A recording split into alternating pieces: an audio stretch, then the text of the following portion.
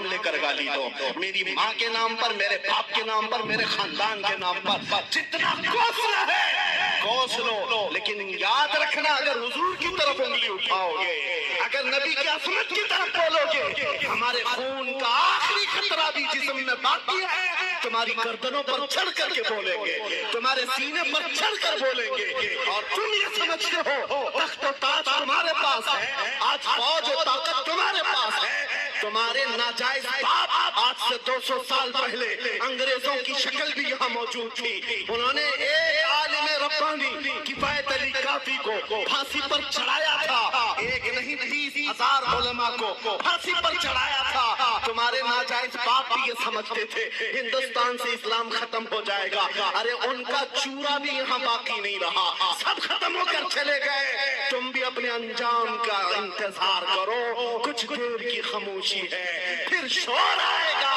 آج کتوں کا وقت ہے کل ہمارا دور آئے گا۔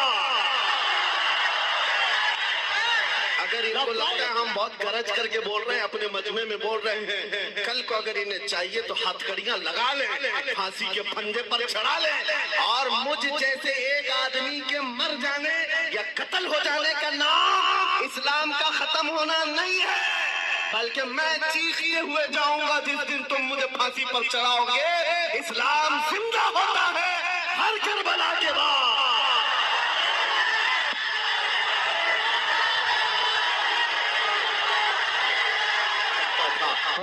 آج میرا مسلک آپ کو بتا دوں، آپ سب اسی بات پر گامزن ہو جائیں، میرا مسلک کا مطلب صحابہ کا، اولیاء کا، تابعین کا، اعلیٰ حضرت کا یہی ہے، ہر مصیبت پر ستم گوارا ہے، ہر مصیبت پر ہر ستم گوارا ہے، یا رسول اللہ ایک بار تم کہہ دو کہ تو ہمارا۔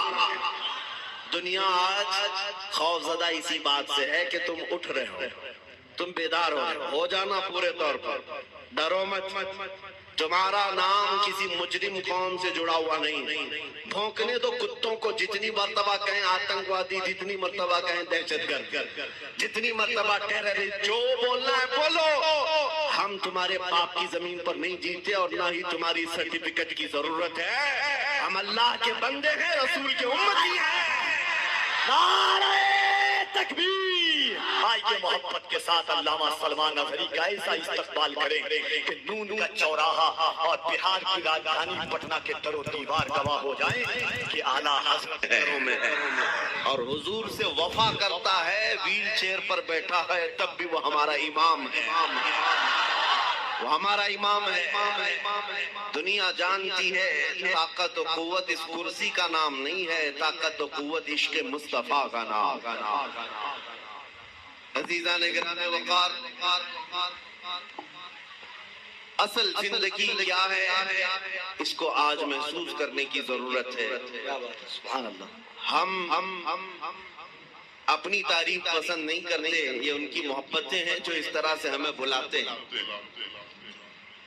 میں نبی کریم صلی اللہ تعالیٰ علیہ وسلم کے دربار عالی جا کے غلاموں کا ایک ادنا کتا ہونے پر فخر محسوس کرتا ہوں۔ سگے طیبہ سب کہہ کے پکارے بے دم وارثی نے یہ دعا کیا تھا، یا رسول اللہ ساری دنیا مجھے مدینے کا کتا کہہ کر پکارے، سگے طیبہ سب مجھے کہہ کر کے پکارے بے دم، یہی رکھیو میری پہچان مدینے والے۔ اے میرے عزیزو، آج ہمیں فخر اسی بات پر ہونا چاہیے کہ دنیا مجھے نبی کے نام سے جوڑ کر کے پہچانے، حضور کی غلامی میں مجھے پہچانے، میرے منصب سے، میرے عہدے سے، میرے مال سے، میری جائیداد سے، میرے خاندان سے نہیں۔ دنیا اگر حضور کی غلامی سے پہچانتی ہے تو اس سے بڑے کمال کی بات نہیں ہے۔ ہم سب کے لیے سب سے بڑے فخر کی بات ہمارا تعارف، ہمارا انٹروڈکشن حضور کے ذریعے سے ہو جائے، اس لیے کہ جس کا تعارف نبی پاک صلی اللہ علیہ وسلم سے ہو گیا، آپ جانتے ہیں امام اہل سنت فاضل بریلوی امام احمد رضا خان قدس اللہ سرہ الشریف مجدد اعظم ہے، لیکن آپ سے اختلاف رکھنے والی جماعتوں میں بہت ساری ہیں، دوسری جماعتوں میں خاص طور پر اگر میں جماعت اسلامی کے بانی کا ذکر کروں جن کا اہل سنت و جماعت بریلویت سے کوئی تعلق نہیں، دوسری جماعت اور دوسرے مکتبہ فکر کے ہونے کے باوجود بھی انہوں نے اعلیٰ حضرت کی تعریف میں صرف اتنا کہا ہے وہ بہت بڑے عاشق رسول تھے. سبحان اللہ. یہ نہیں کہا بہت بڑے پٹھان کے بیٹے تھے، بہت بڑے زمیندار تھے، بلکہ کہا بہت بڑے عاشق رسول تھے. دنیا اگر حضور کے نام سے پہچانتی ہے تب کوئی تمہیں فنا نہیں کر سکے گا. نام تمہارا ہمیشہ رہ جائے گا، بے نشانوں کا نشان مٹتا نہیں، مٹتے مٹتے نام ہو ہی جائے گا. آج اعلیٰ حضرت ہر جگہ کیوں کیا جاتا ہے؟ اس کی وجہ یہ ہے زندگی بھر اعلیٰ حضرت نے اپنے خاندان کے قصیدے نہیں پڑھے. جب اعلیٰ حضرت نے قلم اٹھایا ہے تو بارگاہ مصطفیٰ کی مدح سرائی کی ہے. جب قلم اٹھایا ہے میرے آقا کی شان میں لکھا سرور کہوں کہ مالک و مولا کہوں تجھے، باغ خلیل کا گل زیبا کہوں تجھے.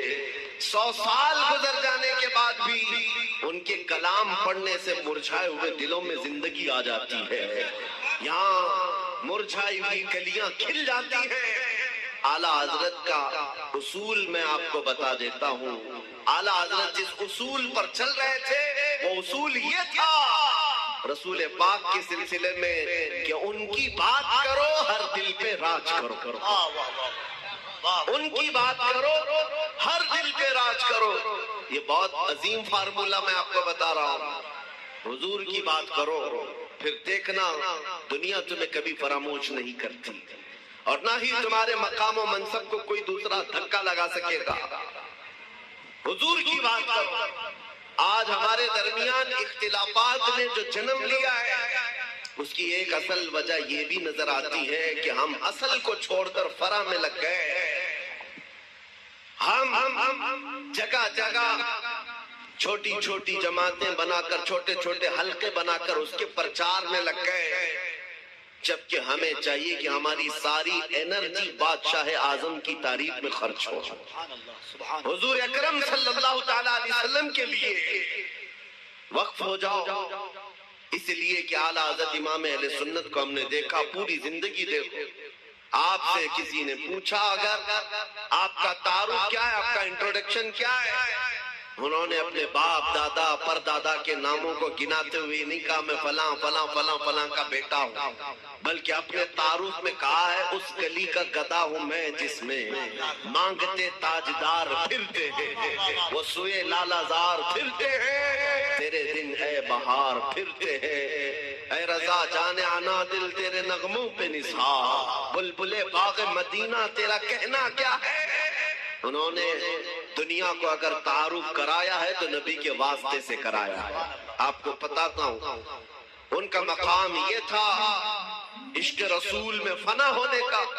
میرے مرشد گرامی حضور تاج الشریعہ رحمت اللہ تعالیٰ علیہ ایک شعر کی تشریح کرتے ہوئے فرماتے ہیں اعلیٰ حضرت ایک حمد لکھی ہے، وہی رب ہے جس نے تجھ کو ہمتن کرم بنایا، ہمیں بھیک مانگنے کو تیرا آستاں بتایا. اس حمد کے اخیر میں اعلیٰ حضرت ایک شعر لکھا ہے، ارے اے خدا کے بندو کوئی میرے دل کو ڈھونڈو، ابھی پاس تھا یہی تو ابھی کیا ہوا خدایا. دل کس کو کہتے ہیں میں آپ کو بتا رہا ہوں. زندگی ہم سب کے پاس ہے، ہم کس کے لیے جی رہے ہیں، ہم کیا کرنے کے لیے جی رہے ہیں، یہ آج ہمیں محسوس کرنا ہے. اعلیٰ حضرت کس کے لیے جیتے تھے، ان کا دل رہتا کہاں تھا، بریلی کی کس گلی میں ان کا دل رہتا تھا. سنو اعلیٰ حضرت کہتے ہیں ارے خدا کے بندو کوئی میرے دل کو ڈھونڈو، ابھی پاس تھا یہی تو ابھی کیا ہوا خدایا. اس کا مطلب کیا ہے؟ فرمایا ہر زمانے میں اولیاء اکرام میں ایک ولی ہوتا ہے جس کو قطب الارشاد کہتے ہیں. قطب الارشاد کا مطلب یہ ہوتا ہے وہ اپنے زمانے کے اولیاء میں اتنا تصرف اور اتنا اختیار رکھتا ہے کہ وہ اپنے زمانے کے اولیاء کو جن کاموں پر مامور کرے اس کا حکم بجا لانا سارے لوگوں پر ضروری ہوتا ہے. وہ کوئی بھی آرڈر دے قطب الارشاد تو ایک مرتبہ اعلیٰ حضرت نے اپنے زمانے کے جتنے رجال تھے، اولیاء تھے، ان سے یہ کہا، ارے اے خدا کے بندوں، کوئی میرے دل کو ڈھونڈ، میرا دل ڈھونڈ کر کے لاؤ۔ یہ کام پر لگا دیا، دل ڈھونڈ کر کے لاؤ۔ ابھی پاس تھا یہی تو ابھی کیا ہوا خدایا؟ دل صرف اس گوشت کے لوتھڑے کو ہی نہیں کہتے جو ہمارے سینوں میں دھڑکتا ہے، یا خون کا ایک منجمد ٹکڑا ہے۔ دل کے اور بھی معنی ہیں۔ وہ دل کون سا ہے جس کو ڈھونڈنے کے اعلیٰ حضرت بات کر رہے تھے؟ سارے اولیاء کو حکم ہوا، سب ڈھونڈنے پر لگ گئے اور ڈھونڈ کر کے واپس آئے۔ پھر آ کر کے انہوں نے جو جواب دیا امام اہل سنت کو، اعلیٰ حضرت کو، اعلیٰ حضرت نے پھر اس کو اپنے شعر میں بیان کیا، ہمیں اے رضا تیرے دل کا پتہ چلا بمشکل، ہمیں اے رضا تیرے دل کا پتہ چلا بمشکل، در روزہ کے مقابل وہ ہمیں نظر تو آیا۔ یہ نعرہ تکبیر، نعرہ رسالت، عشق مصطفیٰ۔ میں بتا رہا ہوں، بریلی میں رہ کر کے دل مدینہ طیبہ میں دھڑکتا ہو۔ سارے اولیاء زمانہ نے کہا، ہمیں اے رضا تیرے دل کا پتہ چلا بمشکل، در روزہ کے مقابل وہ ہمیں نظر تو آیا، یہ نہ پوچھ کیسا پایا تجھے حمد ہے خدایا۔ اعلیٰ حضرت کا دل وہاں لگا ہوا تھا، اسی لیے میں نے اعلیٰ حضرت کے کلام کو بہت مرتبہ پڑھا، جہاں جہاں سے پڑھا دل کو اعلیٰ حضرت کے جب بھی ہم نے ڈھونڈنے کی بات کی ہے، اعلیٰ حضرت نے اپنے دل کے بارے میں یہی کہا ہے، دل ہے وہ دل جو تیری یاد سے معمور رہا، سر ہے وہ سر جو تیرے نام پہ قربان گیا۔ اعلیٰ حضرت کے اصول میں دل صرف اس ٹکڑے کو نہیں کہتے اور سر اس ٹکڑے کو نہیں کہتے۔ میرے عزیزو، اعلیٰ حضرت کے علم میں، ان کی تعلیمات میں دل کا مطلب اور ہے، سر کا مطلب اور ہے۔ اگر نبی کی محبت میں بھرا ہوا نہیں ہے تو صرف وہ گوشت کا لوتھڑا ہے، دل نہیں کہا جا سکتا۔ دل کون سا ہے؟ دل صرف وہی ہے، دل ہے وہ دل جو تیری یاد سے معمور رہا۔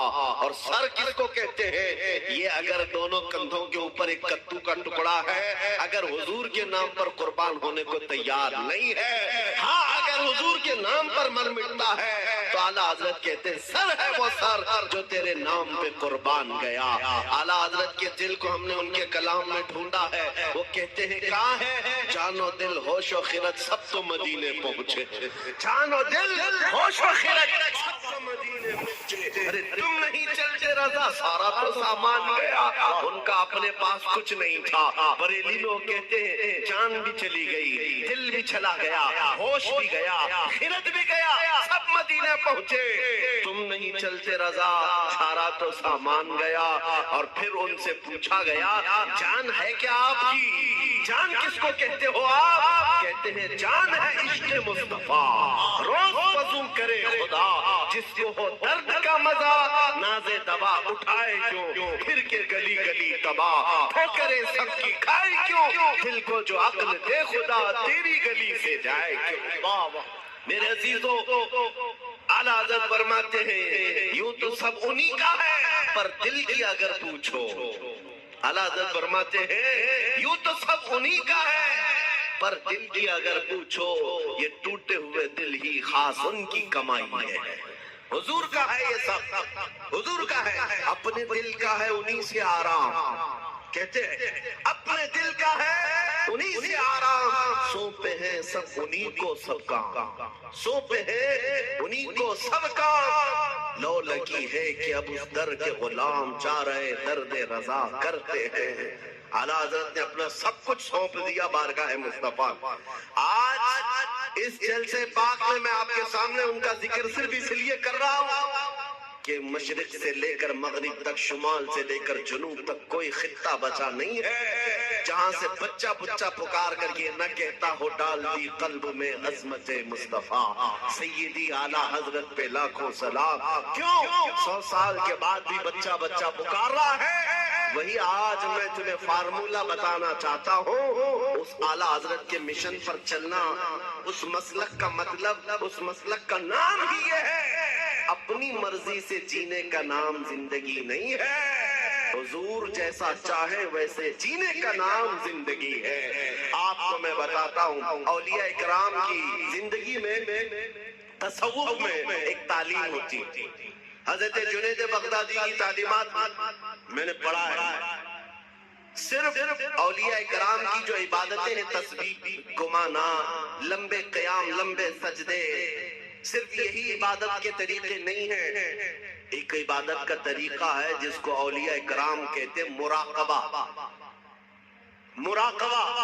مراقبے کا مطلب کیا ہوتا ہے؟ سنو بہت آسان ہے آپ سب کر سکتے ہو. اگر میں آپ سے کہوں آج 1000 بار سبحان اللہ پڑھو 1000 بار الحمدللہ آپ کہیں گے بہت لمبا ہو جائے. لمبا قیام کرنا کچھ لوگوں کے لیے بھاری لمبا رکوع کرنا لمبا سجدہ کرنا عبادتیں کچھ لوگوں کو لگتی ہیں. مراقبہ بہت آسان لیکن بہت ہی تیز اثر. اولیاء کرام فرماتے ہیں جس کا مراقبہ مکمل ہو گیا وہ اللہ کا ولی بن گیا. مراقبہ ہوتا کیا ہے؟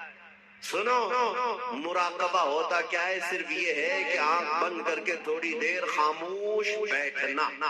کچھ نہیں کرنا کچھ پڑھنا نہیں کچھ پڑھنا نہیں خاموش بیٹھنا ہے. کتنی دیر؟ تمہاری مرضی. 5 منٹ 10 منٹ آدھا گھنٹہ 1 گھنٹہ. کسی سے بات نہ کرو خاموش ایک جگہ بیٹھ جاؤ. کرنا کیا ہے خاموش بیٹھ کر کے؟ سوچنا کیا ہے؟ ہاں یہ اصل ہے. سیدنا جنید بغدادی فرماتے ہیں مراقبہ کرنے والے کو کچھ اور نہیں سوچنا بس آنکھ بند کر کے اتنا سوچنا ہے کہ اللہ نے مجھے کیوں پیدا کیا, میں یہاں کیوں آیا اس دنیا میں. بس اتنا ہی سوچنا اتنا ہی سوچنا. بار بار سوچتا رہے بار بار سوچتا رہے. اے نوجوانوں یہ مراقبہ آج تمہاری بہت ساری بیماریوں کا علاج ہے. سوچنا کبھی آنکھ بند کر کے کیا میں اس لیے آیا رات بھر انٹرنیٹ پر گیم کھیلنے کے لیے اللہ نے مجھے پیدا کیا؟ کیا میں دنیا میں لڑکیوں سے چھیڑ چھاڑ کرنے کے لیے پیدا کیا گیا؟ کیا میں دنیا میں دن رات کھیل کود کے لیے پیدا کیا گیا؟ لوگوں سے گپے لگانے کے لیے پیدا کیا گیا؟ میں لوگوں سے ہنسی مذاق میں اپنا وقت برباد کرنے کے لیے پیدا کیا؟ کیوں پیدا کیا گیا؟ تمہارا دل اخیر ایک دن جواب دے گا. اللہ کی طرف سے تمہیں یہ ملے گی بات تم کیوں پیدا کیے گئے کیوں پیدا کیے گئے. تمہیں پتا چل جائے گا یہ مراقبے میں جس دن تمہیں پتا چل جائے کیوں پیدا کیا گیا اگر حقیقت کو پہنچ گئے اسی دن اللہ کے ولی بن گئے. اب میں آپ کو بتاتا ہوں جن لوگوں کا مراقبہ مکمل ہوا وہ زندگی میں اگر سوچتے سوچتے اس نقطے کو پہنچ گئے کہ میں کیوں پیدا ہوا تو پھر آنکھ کھول کر کے وہ پکار کر کہتے ہیں ہم دنیا میں کیوں پیدا ہوئے. نتیجہ نکلا دہن میں زبان تمہارے لیے بدن میں ہے جان تمہارے لیے. یا رسول اللہ ہم آئے یہاں تمہارے لیے اٹھے بھی وہاں ہم اپنے لیے نہیں آئے آقا آپ کے لیے آئے. مراقبے میں جو اس نقطے کو پہنچ گیا بریلی کا امام پکار کر کہنے لگا مجھے اللہ نے کھیل کود کے لیے نہیں بنایا مجھے اللہ نے صرف بازاروں کی زینت کے لیے نہیں بنایا مجھے اللہ نے زندگی اپنی مرضی سے گزارنے کے لیے نہیں بنایا. اور اس اعلیٰ حضرت کے عظیم پوتے تاج الشریعہ نے بھی پکار کر کہا جب ان کا مراقبہ مکمل ہوا جب وہ سوچتے رہے میں کیوں پیدا ہوا میں کیوں دنیا میں آیا تب پھر تاج الشریعہ نے بھی جواب دیا ہم اس لیے پیدا کیے گئے ہیں زندگی یہ نہیں کسی کی کسی کے لیے زندگی ہے نبی کی نبی کے لیے. نہ سمجھ مرتے ہیں زندگی کے لیے جینا مرنا ہے سب کچھ نبی کے لیے. نعرہ تکبیر نعرہ رسالت صلی اللہ علیہ وسلم کے لیے امانت بن کر کے امانت بنا کر دی گئی ہے. تم کیا سمجھتے ہو اے نوجوانوں آپ کو یہ لگتا ہے جوانی کی آج طاقت و قوت ہے مجھے اپنے مرضی سے فیشن کرنے دو اپنے مرضی سے ماڈرن زندگی گزارنے دو اور دنیا کے پیچھے تم چل پڑے اس دنیا کے پیچھے جو ہر دن اپنا شوہر بدلتی ہے. اعلیٰ حضرت فرماتے شہد دکھائے زہر پلائے باطل ڈائن شوہر کچھ، اس مردار پہ کیا للچانا، دنیا دیکھی بھالی ہے۔ تمہیں معلوم ہے یہاں کتنے ہیرو آئے اس کے بعد زیرو ہو گئے۔ یہاں جوانی میں اپنے میک اپ سے چمکنے والے بڑھاپے میں ڈھیلے پڑ گئے۔ یہاں لوگ روزانہ بدلتے رہے ہیں، کسی بھی فیلڈ میں دیکھ لو۔ کچھ لوگوں کو لگتا ہے پردہ سیمی پر بالی ووڈ اور ہالی ووڈ پر تھرکنے والے مجرے کرنے والے سٹار ہیں، یہ بڑے بڑے ہیرو ہیں اور ان کے پیچھے قوم بھاگتی ہے۔ میاں یہ صرف اور صرف ڈھلتی چھاؤں ہے، تھوڑے دنوں کے بعد ان کے چہرے کا غازہ اڑ گیا تو یہی قوم دوسرا ہیرو ڈھونڈتی ہے، دوسرا انہیں چاہیے۔ اور نیتا نگری میں بھی دیکھا گیا 40 سال بیچارے پارٹیوں کی خدمت میں لگے رہے، بڑھاپے میں پھر آنے کے بعد پارٹی نے کونے میں بٹھا دیا۔ اب تمہارا کام ختم ہو گیا، تمہارا کام ختم ہو گیا، اب نوجوان دوسرے آئیں گے۔ لیکن میرے عزیزو، ایک مکتبہ میں نے ایسا دیکھا، ایک مدرسہ ایسا دیکھا، یہ حضور کے غلاموں کا ہے۔ یہاں جتنا بوڑھا ہوتا ہے اتنی عزت بڑھتی جاتی ہے، جتنا بوڑھا ہو جائے اتنی عزت بڑھتی چلی جاتی ہے۔ میرے عزیزو، 85 سال 90 سال کے علماء بھی آج موجود ہیں، قوم ان کو دیکھتی رہ جاتی ہے۔ تم 25 سال کے 1 لاکھ نوجوان لا کر کھڑا کر دینا اور پھر ایک طرف سے تاج الشریعہ کا چہرہ دکھاتے نا، لاکھوں کی طرف نگاہیں نہیں جائیں گی، بس ایک چمکتے ہوئے چہرے کی طرف لوگ دیکھیں گے۔ نعرہ تکبیر! میں یہ باتیں اس لیے عرض کر رہا ہوں کہ ان بزرگوں نے جو خوبصورتی حاصل کی ہے وہ پاؤڈر لالی کے میک اپ سے نہیں، میرے مصطفیٰ کے قدموں سے حاصل کی ہے، نبی پاک کی وابستگی سے ملی ہے۔ لوگوں کو آج یہ لگتا ہوگا، میں آپ کو بتاؤں، تحدیث نعمت کے لیے کہہ رہا ہوں، میں اپنی بڑائی اپنی فضیلت کی بات نہیں کر رہا ہوں۔ کسی کو اگر یہ لگتا ہو کہ سوشل میڈیا کی وجہ سے ان کو بہت زیادہ لوگ چاہنے لگ گئے، سوشل میڈیا، یوٹیوب، انسٹاگرام سب انہوں نے پھیلا رکھا ہے، اس لیے بھیڑ جمع ہو گئی، ہزاروں لوگ سوشل میڈیا پر حرکتیں کر رہے ہیں، بہت وہاں میدان میں موجود ہیں، مگر میرے عزیزو یہ میرے فن کا کمال نہیں ہے۔ آج جہاں جائیں پروانوں کا ہجوم جو میرے سامنے نظر آتا ہے، بات پھر بھی اتنی ہے، جب تک کہ مدینے سے اشارے نہیں ہوتے روشن میری قسمت کے ستارے نہیں ہوتے، یہ نازی انداز ہمارے نہیں ہوتے، جھولی میں اگر ٹکڑے تمہارے نہیں ہوتے، جب تک ٹکے نہ تھے تو کوئی پوچھتا نہ تھا، یا رسول اللہ تم نے خرید کر ہمیں انمول کر دیا۔ نعرہ تکبیر!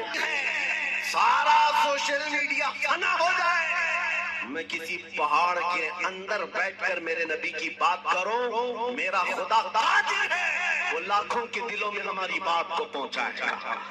یہ کمال میں اس کا نہیں سمجھتا سوشل میڈیا کے ذریعے سے، انٹرنیٹ کا دور ہو، نہیں میرے عزیزو، حضور کی عظمت بیان کرو چاہے تم تنہا ہو، مولا پوری کائنات میں تمہارے چرچے پھیلا دیتا ہے، یہ رب ذوالجلال کی شان ہے۔ ابراہیم علیہ السلام جب مکہ مکرمہ سے آواز دے رہے تھے تو پوری کائنات میں آپ کی آواز کو اللہ نے پہنچایا۔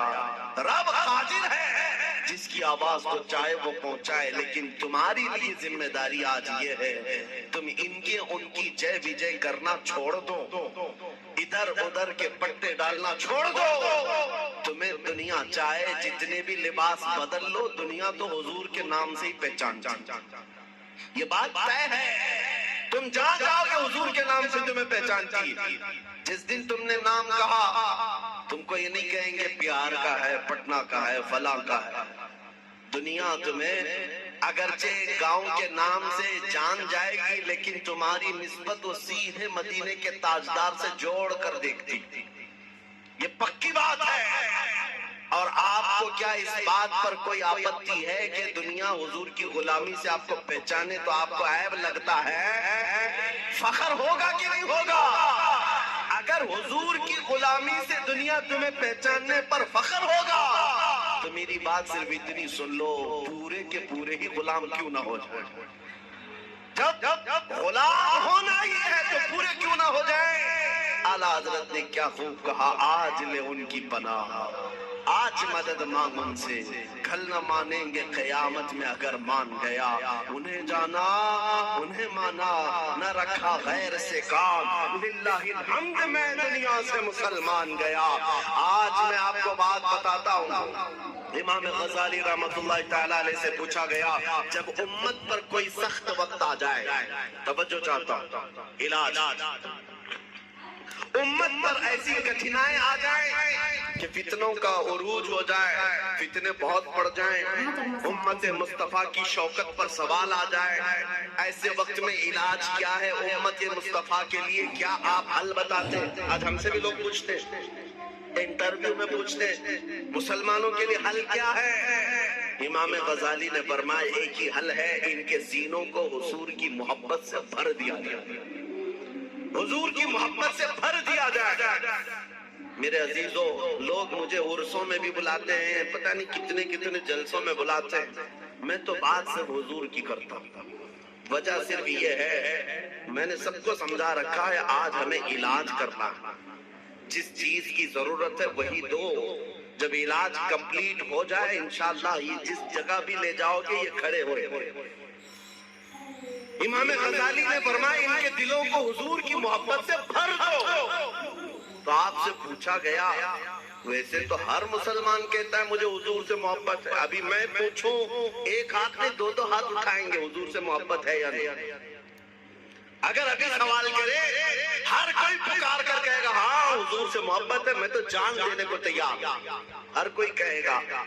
امام غزالی نے فرمایا ہاں ہر کوئی کہتا تو ہے، لیکن بات کیا ہے سنو، انسان کی فطرت ہے اور دنیا کا دستور ہے، جو انسان جس سے جتنی محبت کرتا ہے دن میں اس کا بار بار ذکر بھی کرتا ہے، بار بار اس کو یاد کرتا ہے، بار بار یاد کرتا ہے، اور جب بار بار کسی کا ذکر کرنے لگ جائے تو سمجھ لو اس کا دل بھر گیا ہے عشق سے، محبت سے بھر گیا ہے، اور نہیں ذکر ہی نہیں کرتا، یوں ہی کہتا ہے تو وہ جھوٹا آدمی، وہ جھوٹ بولتا ہے۔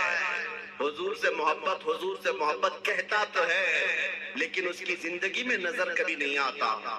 کہیں ایسا تو نہیں میرے عزیزو، آج میں نوجوانوں کو دیکھتا ہوں فلمی گانوں کے، ان کو لائنیں یاد ہو جاتی ہیں، فلموں کے ڈائلاگ یاد ہو جاتے ہیں، میرے نبی کی 4 حدیثیں کیوں نہیں یاد؟ اگر حضور سے کثرت سے محبت ہوتی تو حضور کی اداؤں سے بھی محبت ہوتی، حضور کے جملے تمہاری زبانوں پر گردش کر رہے ہوتے، بار بار تم ان کا ذکر کر رہے ہوتے۔ اور فرمایا بزرگوں نے جو کثرت سے حضور پر درود پڑھتا رہتا ہے دن بھر رات بھر، سمجھ لو اس کا دل بھرا ہوا ہے حضور کی محبت سے، کیونکہ بار بار وہ ذکر کر رہا ہے، بار بار یاد کر رہا ہے۔ ایک بزرگ کی بات میں آپ کو بتاتا ہوں، ایک بزرگ نے ایک شخص کی تربیت کیسی کی تھی، مرید تھا، اپنے شیخ سے آ کر کہا محبت کیسے کروں، محبت کیسی ہونی چاہیے؟ کہا ایک کام کر، میں ایک بھینس تجھے دیتا ہوں اس کو پال، بہار والے اچھی طرح سمجھ سکتے ہیں، بھینس بزرگ نے اپنے مرید کو دی اور کہا اس کی بہت اچھی دیکھ بھال کرنا، بار بار اس کا خیال رکھنا۔ کہا ٹھیک ہے، 1 مہینے کے بعد آنا ملاقات کرنا۔ 1 مہینے کے بعد آیا، حضرت نے پوچھا کیسا ہے، کیا حال ہے؟ کہا میں بہت اچھا ہوں۔ تیری بھینس کیسی ہے؟ کہا وہ بھی بہت اچھی ہے۔ تم کھانا کھائے؟ کہا ہاں میں کھانا کھا لیا۔ تمہاری بھینس؟ ہاں وہ بھی کھانا کھا چکی ہے۔ جب ذکر کیا جائے بھینس کا اچھی طرح سے ذکر کرتا تھا۔ کہا 1 مہینہ اور جاؤ، 1 مہینہ اور بھینس کے ساتھ اٹھنا بیٹھنا لگاؤ رکھو۔ دوسرے مہینے کے بعد آیا، بزرگ نے مرشد نے پوچھا کیا حال ہے؟ کہا میں بھی اچھا ہوں، میری بھینس بھی اچھی۔ سوال خالی صرف اس کا کیا تھا لیکن ساتھ میں بھینس کا بھی کرنا ہے۔ کہا تو کھانا کھایا؟ کہا میں بھی کھانا کھا چکا، میری بھینس بھی کھا چکا۔ کہا تو نہا لیا؟ کہا میں بھی نہایا ہوں، میری بھینس بھی نہائی۔ جو بات کرے اپنے ساتھ اپنی بھینس کا بھی ذکر کر۔ بزرگ نے کہا 1 مہینے اور اپنی بھینس سے قریب رہے، اس کے بعد پھر تیسرے مہینے ملاقات کریں گے۔ 3 مہینے گزر گئے۔ 3 مہینے کے بعد جب وہ آیا تو بزرگ مرشد نے پوچھا کیا حال ہے؟ کہا میری بھینس بہت اچھی تھی۔ اب جملہ بدل گیا، ابھی خیریت اس کی پوچھی جا رہی ہے، جواب ہی اپنی بھینس کا دے رہا ہے۔ پوچھا بزرگ نے کھانا کھا چکا؟ کہا میری بھینس تو کھا چکی۔ تو نہایا؟ کہا میری بھینس تو نہا چکی۔ میرے عزیزو یہ مثال بلا تشبیہ بلا تمثیل۔ اس بزرگ نے کہا محبت ایسی ہونی چاہیے جب انسان کو پوچھا جائے تو اپنے آپ کو بھول جائے، اپنے محبوب کا ذکر کرنے لگ جائے۔ جب وہ کمال کو پہنچتا ہے صرف اس کی آنکھوں میں اپنے محبوب کے جلوے ہو۔ اور بریلی کے امام کو ہم نے پڑھا ہے، کوئی آیا بندہ گلاب کا پھول تحفے میں پیش کرنے کے لیے لا کر کے دیا، کہا اس کو قبول کر لیجئے۔ دنیا میں لوگ گلاب تحفے میں ایک دوسرے کو دیتے لیتے ہیں، امام فاضل بریلوی اس گلاب کو قبول تو کرتے ہیں، دیکھتے ہیں اس کے بعد مسکرا کر کہتے ہیں یہ دنیا کا گلاب ہے، صبح کھلتا ہے شام میں مرجھا جاتا ہے، میں اس گلاب سے محبت کرتا ہوں جو کبھی مرجھاتا نہیں ہے، جو جب سے کھلا ہے کبھی مرجھاتا نہیں۔ اور اس کے بعد کہنا شروع کر دیا سرتاب قدم ہے تن سلطان زمن پھول، لب پھول، دہن پھول، سکن پھول، بدن پھول، واللہ جو مل جائے میرے گل کا پسینہ، مانگے نہ کبھی عطر نہ پھر چاہے دلہن پھول۔ کیا بات رضا اس چمنستان کرم کی، صحراہ گلی جس میں حسین و حسن پھول۔ اعلیٰ حضرت نے ایک پھول کو دیکھا،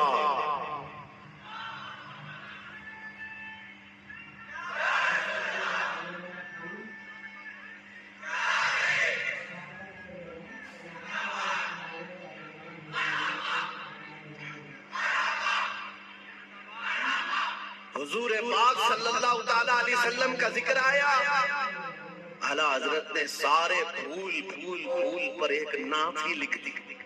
یہ عشق کا درجہ ہوتا ہے، ذکر اپنے محبوب کا زیادہ کرے، اپنا نہیں۔ یہاں لوگ ترم خاں بنے ہوئے اپنے ہی بڑائیاں کرنے لگ گئے۔ اعلیٰ حضرت نے اپنی تو چھوڑو کسی دنیا دار کی تعریف کرنے پر بھی رضامند نہیں ہوئے۔ جب کسی نے کہا بھی کسی کا قصیدہ لکھ دو تو آپ نے یہی جواب میں کہا کرو مدح اہل دول رضا، پڑے اس بلا میں میری بلا، میں گدا ہوں اپنے کریم کا، میرا دین پارے نہ نہیں، میرا دین روٹی کا ٹکڑا نہیں ہے، میں تو گدا ہوں اپنے کریم کا۔ آج اس محبت کی ضرورت ہے، آج اس کمال کے عشق کی ضرورت ہے۔ میں آپ سے پوچھتا ہوں میرے عزیزوں، آپ حضور پاک صلی اللہ تعالیٰ علیہ وسلم سے بے حد محبت کرتے ہیں، مجھے پتا ہے دل سے محبت کرتے ہیں، لیکن زندگیوں میں اس کا امپلیمنٹ، اس کا نفاذ کیوں نہیں کر پاتے؟ جس دن ہم قول اور فعل میں ایک ہو جائیں، جو کہہ رہے ہیں وہی کرنے بھی لگ جائیں، تو سمجھ لو پھر آپ نے عشق کا کمال پا لیا۔ پھر دنیا تمہاری ان ہستیوں سے خوف کھانے لگ جائے گی جیسے قیصر و کسریٰ بادیہ نشین عرب سے خوف کھاتی تھی۔ جب مدینے کے صحرا سے نکل کر کے بغیر چپل کے پیون لگے کپڑے پہن کر صحابہ نکلے تھے، ایران بھی کانپنے لگ گیا تھا، روم بھی کانپنے لگ گیا تھا۔ اس وقت کی سپر پاور طاقتوں کو اگر کسی نے دھول چٹایا ہے، میرے نبی کے غلاموں نے دھول چٹایا ہے۔ حضور کے عاشقوں نے انہیں گھٹنے پر لا کر مجبور کر رکھا تھا۔ آپ کو پتا ہے ان کے نزدیک عزت کیا تھی؟ آپ کو بتاتا ہوں، سیدنا عمر ابن خطاب رضی اللہ تعالیٰ عنہ کا دور خلافت ہے، مدینے سے ایک فوج نکلی، کسریٰ کو ختم کر کے آتی ہے۔ ایران کی حکومت جو کسریٰ کہلاتی تھی اس زمانے میں ختم کر دی گئی، اسلام کا پرچم لہرایا۔ وہ دور ایسا تھا، سپر پاور تھا اس وقت ایران، سپر پاور طاقت تھی، ہزاروں نہیں لاکھوں کی فوج ان کے پاس تھی۔ جب ٹکڑے ٹکڑے ہو گئے، صحابہ کی حکومت آئی، مال غنیمت آیا، تو بہت سارا مال وہاں سے مدینے لایا گیا، اس میں قیمتی سامان بھی تھے۔ اس وقت مدینے طیبہ ایران کے بادشاہ کے دربار میں بچھایا جانے والا سب سے مہنگا قالین قالین بھی مدینہ آیا، لایا گیا، صحابہ نے عمر ابن خطاب امیر المومنین رضی اللہ تعالیٰ عنہ کے پاس وہ قالین پیش کیا، کہا یہ قالین وہ ہے، بادشاہ جب کسی سے بہت خوش ہوتا تو تھوڑی دیر اس قالین پر اس کو بٹھا دیتا اور وہ زندگی بھر بیٹھنے والا فخر کرتا، میں بادشاہ کے مہنگے قالین پر بیٹھ کر آیا ہوں، میں بادشاہ کے مہنگے قالین پر بیٹھ کر آیا ہوں، اس قالین کی عظمت ہے، لوگ اس کی بڑی تعریف کرتے ہیں، بڑی بلند قالین ہے، ہم مدینے لے آئے ہیں۔ عمر ابن خطاب کے پاس دیا گیا، کہا گیا کہ آپ اس کو صحیح جگہ استعمال کریں۔ میرے عزیزوں، سیدنا امیر المومنین عمر ابن خطاب نے اس قالین کو قبول تو کیا، لے جا کر کے حضور کے منبر پر یا محراب پر یا مسجد کی صفوں میں نہیں لگایا، بلکہ کہا مسجد نبوی میں داخل ہونے سے پہلے جو دروازہ ہے اس دروازے کے باہر اس قالین کو پھینک دو، جو مسجد کے اندر آئے وہ اپنے پیروں کو پہنچ کر کے آئے، پیروں کو پہنچ کر اندر آئے، اس لیے کہ کتنا بادشاہ جن پر بیٹھ کر فخر کرتا تھا دنیا کو یہ پتہ چل جائے وہ محمد عربی کے غلاموں کے دھول کے برابر ہوتے ہیں۔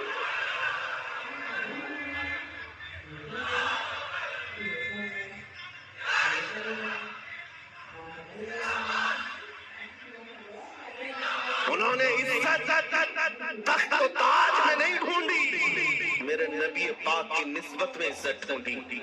آپ کو پتا ہے ایک صحابی حضرت نعمان ایک بادشاہ کے ہاں گئے تھے، توجہ، بادشاہ کے ہاں مہمان بلائے گئے تھے، قاصد بن کر گئے، بادشاہ نے ان کے آنے پر قالین بچھایا ریشم کا اور کرسی بچھائی سونے کی کلئی کی ہوئی کہ محمد عربی کا قاصد آ رہا ہے، ایمبیسیڈر آ رہا ہے، ترجمان ہے، لیکن جیسی حضرت نعمان پہنچے وہ قالین کو آپ نے تلوار سے پھاڑ دیا اور نکال دیا، زمین پر چل۔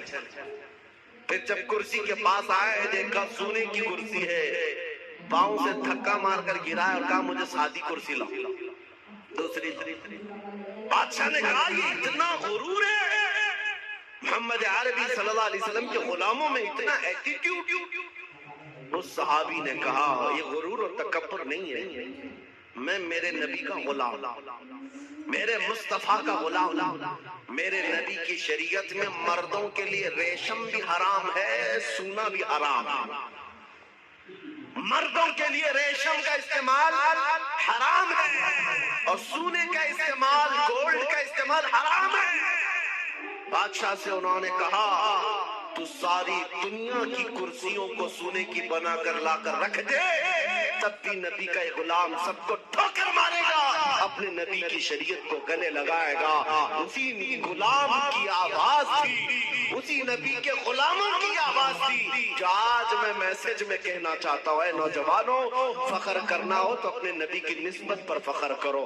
دنیا اگر آج تمہیں مسلمان کہتی ہے تو داڑھی منڈا کر، ٹوپی چھپا کر، لوگوں میں چھپنے کی کوشش کر کے سیکولر بننے کی کوشش مت کرنا۔ دنیا پہچانتی ہے تو اور پہچان بڑھاؤ۔ کسی نے مجھ سے پوچھا تھا کیا اس زمانے میں داڑھی رکھنا اپنی واجب ہے؟ میں نے کہا اب کے زمانے میں تو اور بھی بڑا واجب ہے، اس لیے کہ جن کو تلوار اور چاقو نہیں چبھتی ان کو ہماری داڑھی چبھتی ہے۔ میں نے یہی کہا اے نوجوان، لوگوں کو چوٹی رکھنے میں شرم نہیں آتی، مجھے نبی کی داڑھی رکھنے میں کیوں شرم آئے گی؟ اگر لوگ ننگا گھوم کر فخر کر سکتے ہیں، میں میرے نبی کے اخلاق پر فخر کیوں نہیں کر سکتا؟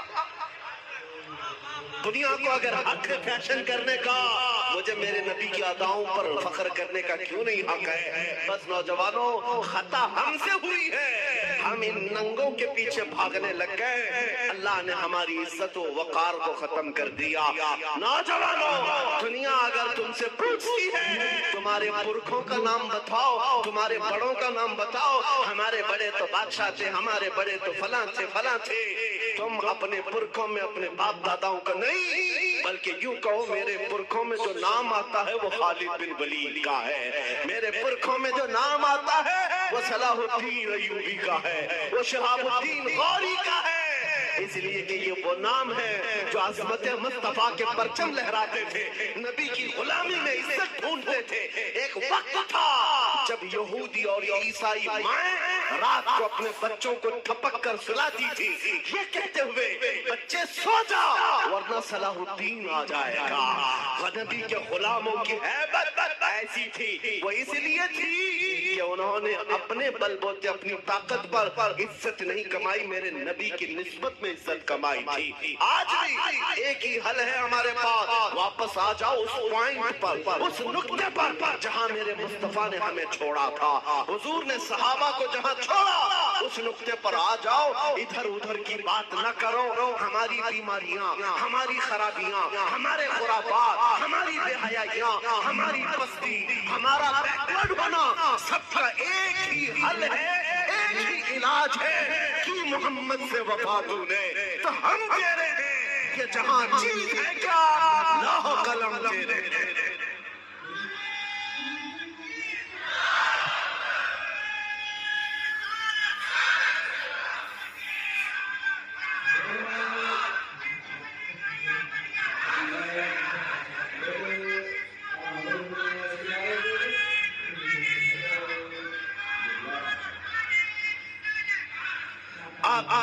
یہ یقین بھی ہونے لگ گیا، اللہ کی ذات سے میں کبھی نا امید نہیں، اور کسی مسلمان کو ہونا بھی نہیں، نا امید ہی نہیں، اب یقین ہونے لگ گیا ہے۔ ہندوستان کا سنی مسلمان جاگ رہا ہے، بیدار ہو رہا ہے، اور اسی کو کہا ہے اقبال نے نکل کر کے صحرا سے، جس نے الٹ دیا تھا تخت روما کو، سنا ہے قدسیوں سے میں نے کہ وہ شیر پھر ہوشیار ہوگا۔ دنیا آج خوفزدہ اسی بات سے ہے کہ تم اٹھ رہے ہو، تم بیدار ہو جانا پورے طور پر، ڈرو مت، تمہارا نام کسی مجرم قوم سے جڑا ہوا نہیں، بھونکنے دو کتوں کو، جتنی مرتبہ کہیں آتنکوادی، جتنی مرتبہ کہیں دہشت گرد، جتنی مرتبہ ٹیررسٹ، جو بولنا ہے بولو، ہم تمہارے پاک کی زمین پر نہیں جیتے اور نہ ہی تمہاری سرٹیفکیٹ کی ضرورت ہے، ہم اللہ کے بندے ہیں، رسول کے امتی ہیں۔ نعرہ تکبیر! خوف زدہ ہونے کی ضرورت نہیں، جتنے پاکھنڈی گوفے میں بیٹھ کر کے پلان بنا کر سوشل میڈیا میں چھوٹے چھوٹے ویڈیو وائرل کرتے ہیں اور دہشت پھیلاتے ہیں، کبھی کسی مسلمان کی موب لنچنگ کر کے، کبھی کسی کے قتل کی ویڈیو وائرل کر کے، اور کبھی کسی گوفے میں بیٹھ کر کے یہ کہنا اسلام کا وناش کر دیں گے، اسلام کو ختم کر دیں گے۔ میں چیلنج کرتا ہوں، تم اکیلے نہیں، تمہارے جتنے ناجائز باپ ہیں سب کو شامل کر لو، جتنی ناجائز اولاد ہیں سب کو میدان میں لے آ جاؤ، جتنے کیڑے مکوڑے ہیں سب آ جائیں۔ اسلام کو چنگیز نے کچھ نہیں کر سکا، ہلاکو سے کچھ نہیں ہو سکا، جنہوں نے ہماری کھوپڑیوں سے مینار بنا دیا تھا، جنہوں نے مسلمانوں کے خون سے دریائے دجلہ کو لال کر دیا تھا، اس دور میں اسلام ختم نہیں ہو سکا۔ تمہاری 5 سال کی نشیڑی حکومت سے کیا ختم ہو سکتا ہے؟ اسلام تیری برقرار ہے۔ ان کو بلا کر کے قریب نیتاؤں کو بھی دکھا دیتے، وہ دن کے 12 بجے ووٹوں کا مجمع جمع کر کے فخر کرتے ہیں پبلک ہمارے ساتھ، ان کو ایسا ہی لگتا ہے، اور شراب کے دھت میں جمع ہونے والا مجمع اور ہے، عشق مصطفیٰ میں آنے والا مجمع اور ہے۔ 500 روپے لے کر کے دن کے اجالے میں آنا اور ہے۔ تمہارا مجمع دن کے 12 میں ہوتا ہوگا، ہمارا مجمع رات کے 12 کے بعد گرم ہوتا ہے۔ یا آؤ دیکھو، یہ رات نہیں لگتی ان دیوانوں کے ہاں، نہ رات ہے، بلکہ میں تو کہتا ہوں سنیوں کے ہاں کوئی سنڈے بھی نہیں آتا ہے۔ جو رات میرے نبی کے نام ہے وہ رات ہماری عید کی رات ہے، وہ رات ہماری عید کی رات ہے۔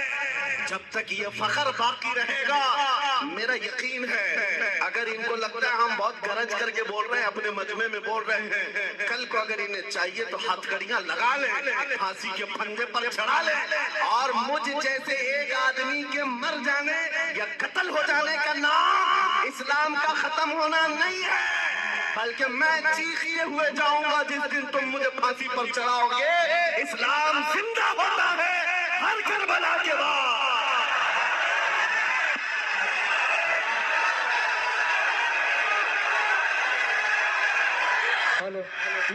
حکومت کے نشے میں آ کر اگر کوئی بار بار میرے نبی کی ذات کو استعمال کرتا ہے تو ہمارے جذبات بے قرار ہوتے ہیں.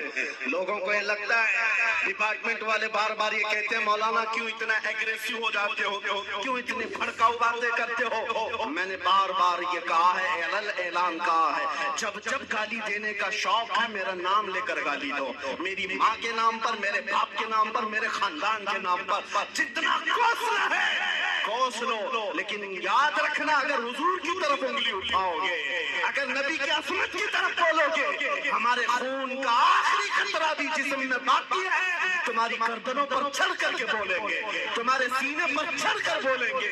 اور تم یہ سمجھتے ہو تخت و تاج تمہارے پاس ہے, آج فوج و طاقت تمہارے پاس ہے, تمہارے ناجائز باپ آج سے 200 سال پہلے انگریزوں کی شکل بھی یہاں موجود تھی, انہوں نے ایک عالم ربانی کفایت علی کافی کو پھانسی پر چڑھایا تھا, ایک نہیں 20,000 علماء کو پھانسی پر چڑھایا تھا. تمہارے ناجائز باپ بھی یہ سمجھتے تھے ہندوستان سے اسلام ختم ہو جائے گا, ارے ان کا چورا بھی یہاں باقی نہیں رہا, سب ختم ہو کر چلے گئے.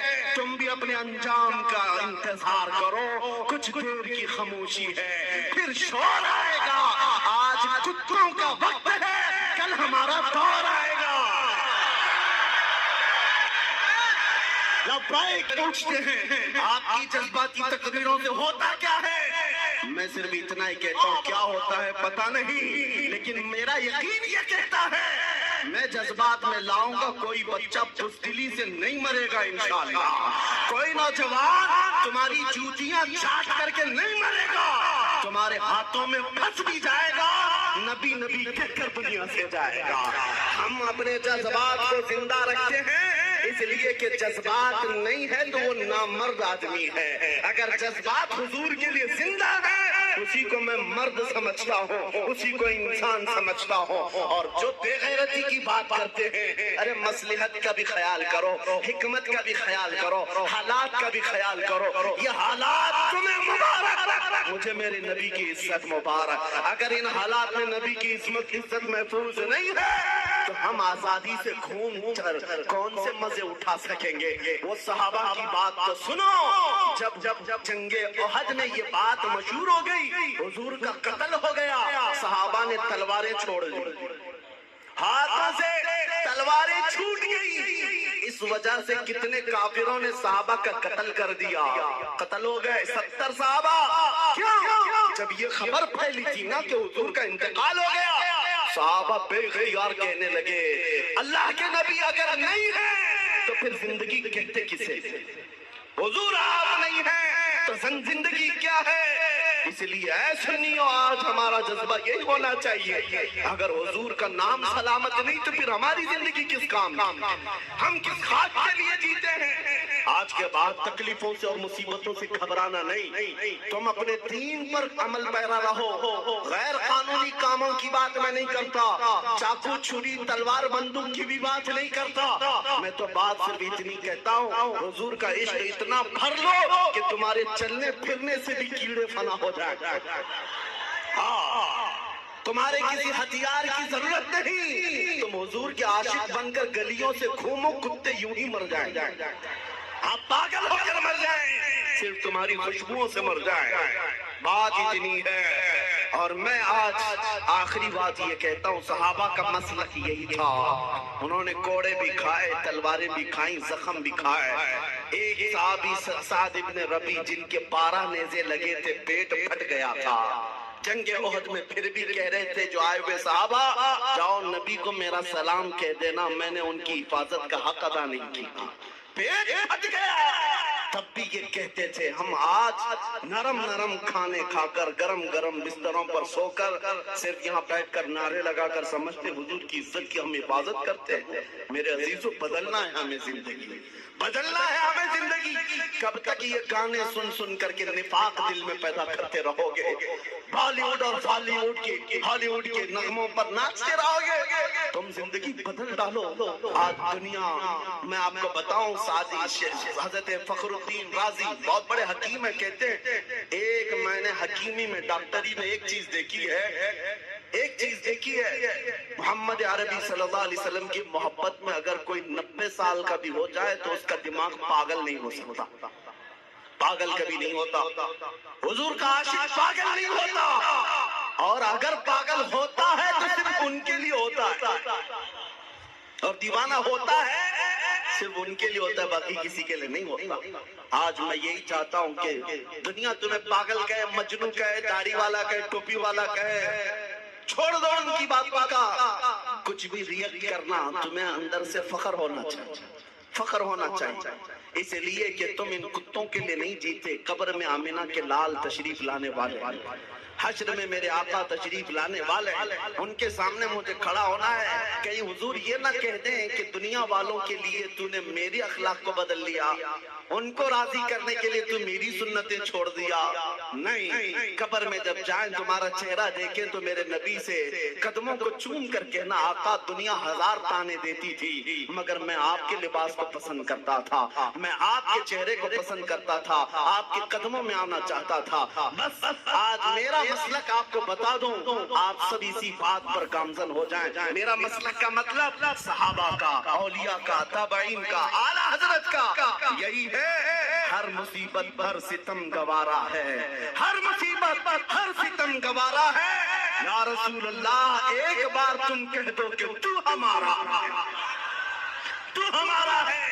آج کے بعد ہم اسی مشن پر جیتے ہیں، دنیا کے ہاتھ پھیلانا چھوڑ دو، دنیا کے لیے جینا چھوڑ دو، زندگی یہ نہیں کسی کی کسی کے لیے، زندگی ہے نبی کی نبی کے لیے، نہ سمجھ مرتے ہیں زندگی کے لیے، جینا مرنا ہے سب کچھ نبی کے لیے، اور اس عقیدے کے ساتھ آج محفل ختم کرتا ہوں۔ کون دیتا ہے دینے کو منہ چاہیے، دینے والا ہے سچا، دینے والا ہے سچا، دینے والا ہے سچا۔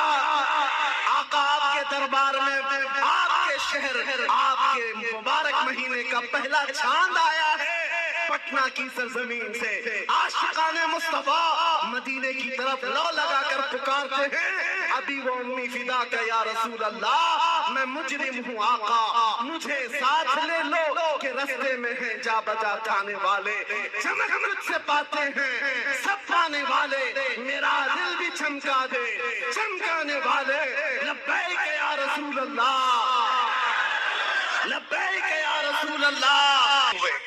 سب اس کائنات میں آئے، اب کائنات میں صرف انسانوں کے لیے وہ رسول نہیں آئے، بلکہ ملائکہ کی جتنی لمبی فہرست ہے ان کے لیے بھی وہ رسول ہے، اور پھر اللہ رب العزت کے جتنی مخلوقات ہیں ان سب کے لیے بھی وہ رسول ہے۔ ایک ذات ہے اتنی تکمیل پائی ہوئی، اتنی کامل کہ اس کی تعریف بیان کرتے کرتے زبانیں سوکھ جائیں گی۔ میں اگر رسول کریم صلی اللہ تعالیٰ علیہ وسلم کی رسالت کس کس کے لیے ہے یہ ٹاپک لے کر چلوں، شاید پتہ نہیں کتنے سالوں لگ جائیں۔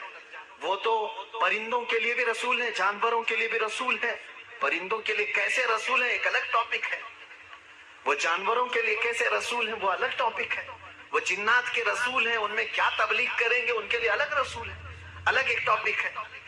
میرے عزیزو اتنا ہی نہیں، وہ نبیوں کے بھی رسول ہیں، اسی لیے تو قرآن نے چوتھے پارے میں وعدہ لیا ہے نبیوں سے، وَإِذَا أَخَذَ اللَّهُ مِيثَاقَ النَّبِيِّينَ لَمَا آتَيْتُكُم مِّن كِتَابٍ وَحِكْمَةٍ ثُمَّ جَاءَكُمْ رَسُولٌ مُصَدِّقٌ لِّمَا مَعَكُمْ لَتُؤْمِنُنَّ بِهِ وَلَتَنصُرُنَّهُ۔ قرآن کہتا ہے، یہ سورہ ہے، سورہ نساء میں، اللہ سورہ آل عمران میں اللہ تعالیٰ یوں فرماتا ہے، یاد کرو اس وقت کو جب سارے نبیوں کی روحوں کو جمع کر کے اللہ نے ایک وعدہ لیا تھا، جتنے بھی نبی دنیا میں آنے والے تھے ان سب نبیوں کی روحوں سے اللہ نے وعدہ لیا تھا۔ کس بات کا وعدہ؟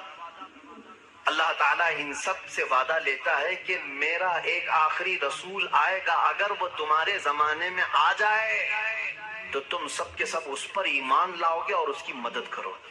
لَتُؤْمِنُنَّ بِهِ وَلَتَنصُرُنَّهُ، تم ضرور اس کی مدد کرو گے اور اس پر ایمان لاؤ گے، پھر کسی اور کی شریعت اس کے ہوتے ہوئے نہیں رہے گی، وہ رسول آ جائیں تو پھر ساری شریعتیں ختم ہوں گی، صرف شریعت مصطفیٰ چلے گی۔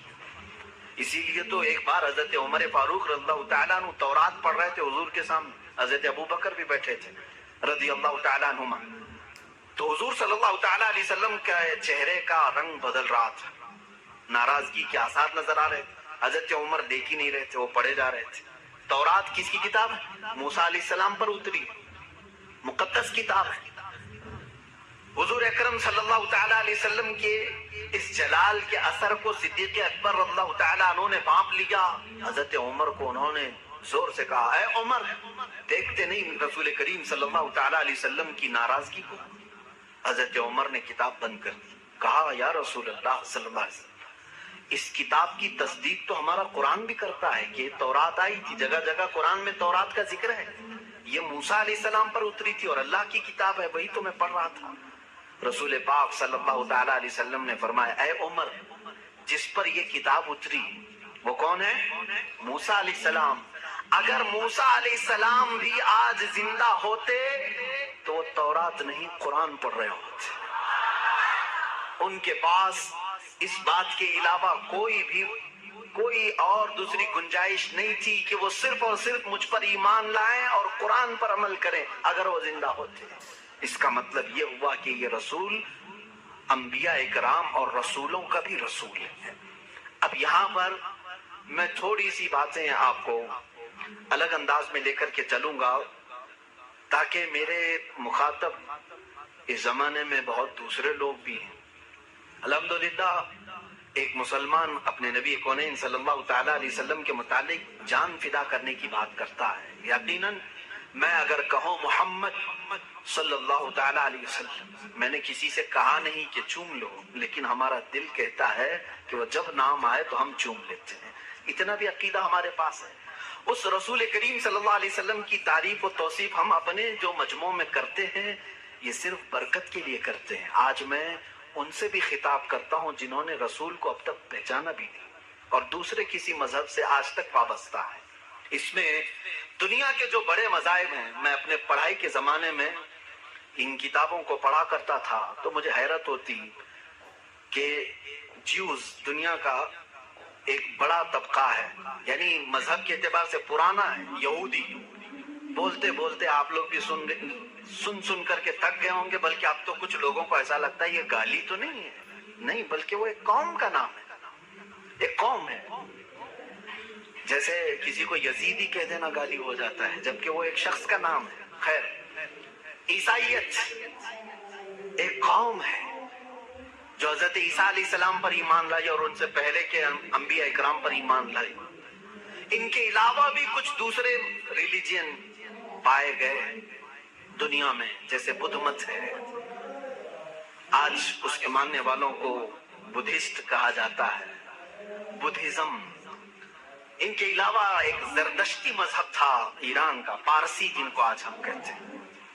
یہ پارسی مذہب بھی بڑا پرانا ہے، آگ کے پجاری تھے، یہ مجوسی تھے، اور ان کا بانی زردشت تھا۔ یہ دنیا کے بڑے مذاہب کا ذکر کر رہا ہوں، یہودیت، عیسائیت، بدھ مت، پارسی، اور اس کے علاوہ ایک اور بڑا مذہب ہندو مت ہے، جن کو آج ہم روزانہ دیکھ بھی رہے ہیں، اور ہم جس ملک میں ہیں یہاں وہ کثرت سے ہیں۔